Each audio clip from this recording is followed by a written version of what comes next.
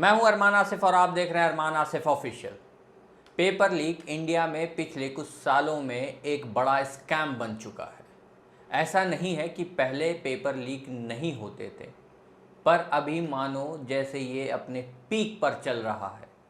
चाहे वो job vacancy हो या कोई यूजी पीजी का एग्ज़ाम। अगर लास्ट रीसेंट स्कैम की बात करें तो यूपी कांस्टेबल भर्ती, जहां 60,224 पोस्ट के लिए लगभग 50 लाख लोगों ने फॉर्म भरा था, यानी हर एक पोस्ट के लिए लगभग 85 कैंडिडेट थे।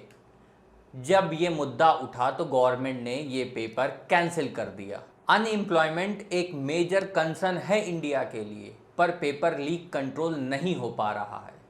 पेपर लीक होते जा रहे हैं और हम उम्मीद कर रहे हैं कि अनएम्प्लॉयमेंट भी इंडिया में ना बढ़े।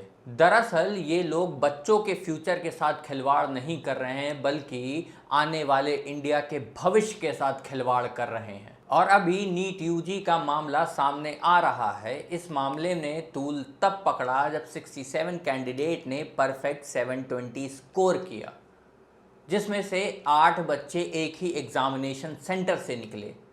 चलो एक बार के लिए इसको भी मान लेते हैं कि बच्चे बहुत ही ब्रिलियंट होंगे और उन्होंने 720 स्कोर किया होगा, मगर इस पे गौर करिए। कुछ एस्पिरेंट का स्कोर 718 और 719 आया, जो पॉसिबल ही नहीं है नीट मार्किंग स्कीम में।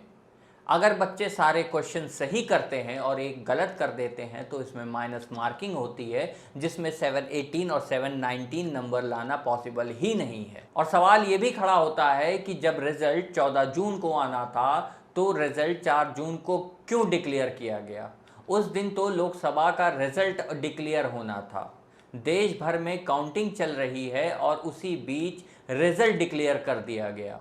एनटीए यानी नेशनल टेस्टिंग एजेंसी ने ऐसा क्यों किया? ऐसे टाइम पर रिजल्ट डिक्लेयर करने से शायद उनको ये लगा होगा कि लोकसभा काउंटिंग में नीट यूजी का रिजल्ट पर कोई खास कवरेज होगी नहीं और मामला दबा दिया जाएगा। जब मामला तेजी से बढ़ने लगा तो एनटीए ने प्रेस रिलीज करके सफाई दी। एनटीए ने कहा कि 1563 एस्पिरेंट को ग्रेस मार्क्स दिया गया है। 718 और 719 जो मार्क्स आए हैं वो ग्रेस की वजह से आए हैं। ये उन स्टूडेंट को दिया गया है जिनका एग्जाम लेट शुरू हुआ था। वहीं बिहार में नीट पेपर लीक को लेकर मई के महीने में लगभग 14 गिरफ्तारियां हुई हैं और इस पेपर की डील 10 से 20 लाख रुपए में की गई थी। ऐसे में सवाल क्यों ना खड़े हों? आखिर 24 लाख एस्पिरेंट के फ्यूचर का सवाल है। ये बच्चे दिन रात मेहनत करके पढ़ाई करते हैं और गवर्नमेंट इन्हें प्रॉपर और फेयर एग्ज़ाम कंडक्ट करा के नहीं दे पाती। इतना खोखला है हमारा सिस्टम। इस पूरे मामले को लेकर विपक्ष के कई बड़े नेताओं ने अपनी प्रतिक्रिया दी है। कुछ आंकड़े बताता हूं जिनको सुनकर शायद आप भी चौंक जाएं। पूरे भारत में कहां कितने पेपर लीक हुए, जरा ये भी सुनिए। 28 जनवरी को झारखंड स्टाफ सिलेक्शन कमीशन की ओर से आयोजित कंबाइंड ग्रेजुएट लेवल एग्जाम का थर्ड पेपर लीक हो जाता है। इससे पहले झारखंड में कई डिप्लोमा कंपटीशन एग्जाम के पेपर भी लीक हो चुके हैं। बिहार बोर्ड की 10वीं की परीक्षा का पेपर 6 बार लीक हो चुका है। पश्चिम बंगाल में राज्य बोर्ड की परीक्षा के पेपर कम से कम 10 बार लीक हो चुके हैं। तमिलनाडु में 2022 में 10वीं और 12वीं की बोर्ड की परीक्षा के पेपर भी लीक हुए थे। राजस्थान में 2018 से 2022 तक सरकारी नौकरियों के लिए होने वाली 12 परीक्षाएं अब तक रद्द की गई हैं। वहीं राजस्थान को अगर 2015 से 2023 तक देखें तो कंपटीशन एग्जाम के तकरीबन 14 पेपर लीक हुए थे। बाद में इसका एग्जाम भी रद्द करना पड़ा था सरकार को। वहीं गुजरात की बात करें तो गुजरात पेपर लीक के मामले में काफ़ी आगे है।